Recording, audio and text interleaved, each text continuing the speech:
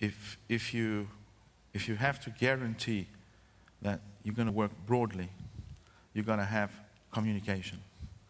And I think if you don't have a communication that really allows you to track down, to give the student the opportunity of communicating with you, have a real process of a company, it's going to be hard to get the effect. But I still think that you can round that up with technology. The most important thing to assure quality is to really filter the content and guarantee that the content is good. I think the risk is in the content more than in the technology as a whole. Technology can be managed better than the content itself. So it's an interesting combination in terms of, if you have the right content, then guarantee that what you're using in terms of technology and the methodology that you're putting up and all the pedagogy that you are effectively combining should guarantee that the content will be well delivered. Whose role is it, though, to assure that quality? Is that a government role? Is it a transnational body? Is it the way we do it now? I think that as a process, if you want to actually assure quality in a process, you have various stages. In our case, our government is heavily regulating distance education, and funny enough, it doesn't do the same for the face-to-face. If you compare it, it's unfair. And in my view, instead of promoting a constructive process of seeing what is being done, getting best practices, and spreading it, they have adopted a punishment approach, which is not good for something which is actually emerging as a promise to access to good education. So I think government should have a role, but in our case, we are having a role which in the stage where the process is, it's not helping us out. So maybe we should put, the associations and the schools, etc., should put more pressure to participate in the process and see how you can actually build a quality assured process. I can actually give you an example which is very similar. Everybody here will remember when the ISO 9000 certificates came up, right? So all of a sudden people thought that, from tomorrow onwards, once you have a certified process, you can actually have quality. And we know that doesn't work, right? You have to build quality.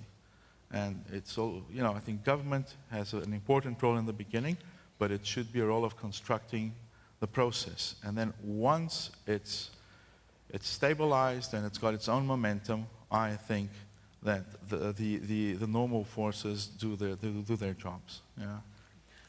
I agree. I think governments have a very definite role, but it's not about controlling, but about providing the right kind of environment for quality to emerge. And there are any number of models. I think the national qualification agencies or national accreditation agencies certainly have a role in both providing policy guidelines as well as implementation aspects of it. I think we're moving more or less from a traditional input-based model to an outcome-based model of quality assurance. And as we begin to do that, I think views of stakeholders will become terribly important. And I think such agencies would have to recognize that that has to be taken into account. At the end of the day, I think quality has to be driven by those people who are in that industry. Mm-hmm. We have to own quality. I don't think we could look at quality. Sorry. Quality could be imposed upon us, especially this industry. I have a terrible anger against rankings and the whole, newspaper industries beginning to take a major role in this, and politicians are beginning to subscribe to that kind of situation. It's horrible. Anyway. Is there a role for an international body as opposed to the national bodies? As you know, education becomes a more worldwide pursuit, collaborative, as we put it. International bodies are stakeholders. I think this particular body certainly has an interest in how distance education is perceived, or open distance learning is perceived and used and received by communities. And therefore, yes, I think providing benchmarks, which you know we all learn from each other. So I think that is this role. Do you think there'd be, and I'll put this question to you, Susan, a resistance on the national level to that sort of international overview of quality in education? Well, I think each country has their own licensing processes and quality standards. I mean, I think that bodies like ICDE and others certainly have the ability to come up with some transnational quality standards. What we're seeing today are many for-profit corporations that are exporting education around the world, and there are no guidelines around which we can either hold them accountable or give them suggestions around the qualifications that they should have for licensing.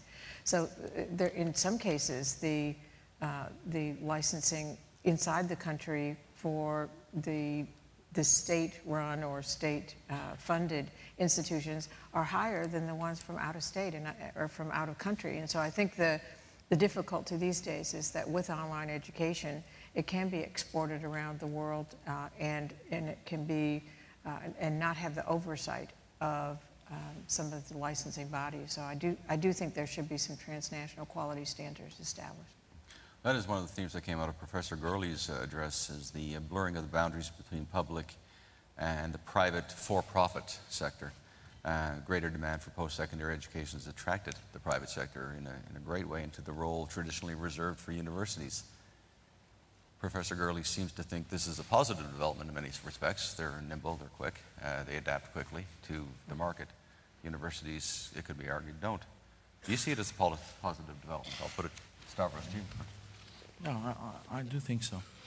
I think because if you can have more effectiveness on resources put into the industry. Now, what's the public-private balance? And that's very hard to think. But I can take the example in our country. Massively, I think the ratio that Professor Petania put in is 1 to 3.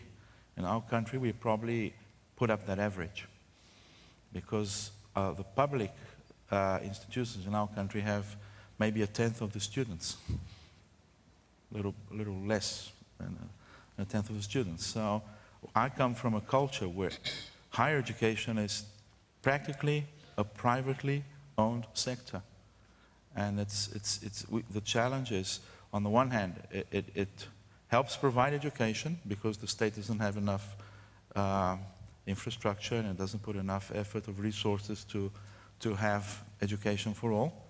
And on the other hand, we have quality problems because the directives. So in the recent years, they've set up national exams in terms of students take an exam when they come into the program, and then they have to take an exam after they finish. And they're trying to see effectiveness of teaching and stuff like that, and they auditing. So in terms of national standards, we are developing. But if it weren't for the private money to come into the education, we would have a very, very slow development in terms of higher education in the country. Well, my take on the subject, I think it's definitely a development that is happening, but we cannot assume that all private entities are for profit. I think your agency and mine are good examples. Similarly, I don't think you can assume that all public entities are necessarily not for profit. I think the statistics that Professor Petania pointed, the poor universities in the north benefiting from rich students in the South is a pointer. If that is not profit, what is?